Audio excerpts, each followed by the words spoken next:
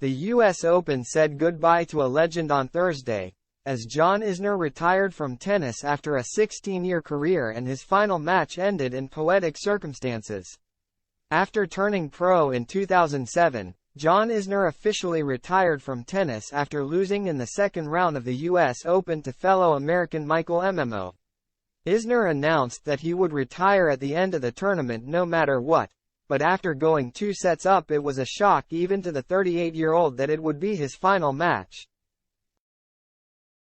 Isner may have lost in 5 sets to Mmo, but going the distance was a fitting end to his career. The American holds the record for the longest tennis match in history alongside Nicolas Mahut, as their meeting in the first round of Wimbledon 2010 lasted 11 hours and 5 minutes. Isner won that game after finally beating his opponent in the 5th set, which lasted 8 hours, but he wasn't the victor on Thursday. With tears in his eyes and emotion running through Isner, he spoke to a sellout grandstand, saying farewell to the fans and the sport. "Yeah, it's tough. You know, I like to think I worked as hard as I can. You know, this is why I've worked as hard as I have my whole life, to play in atmospheres like this," Isner said.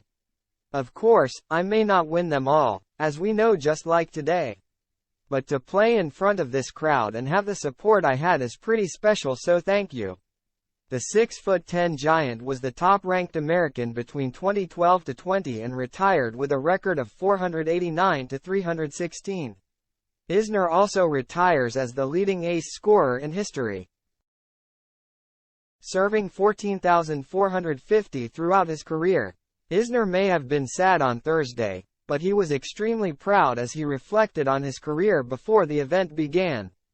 "Being the top American, I don't know how many years it was, just maintaining my ranking for a very long time, is something I am very proud of," Isner said before his final competition.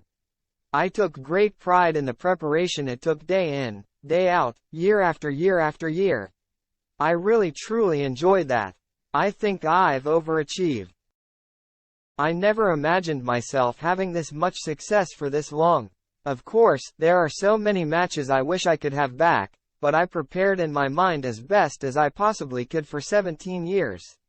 I don't have many regrets, that's for sure." Isner was honored on court after the match with his family in attendance and reminded that he also had the record for the most tie-breakers in history. Isner retires as one of the best servers of all time, and he will be tough to beat.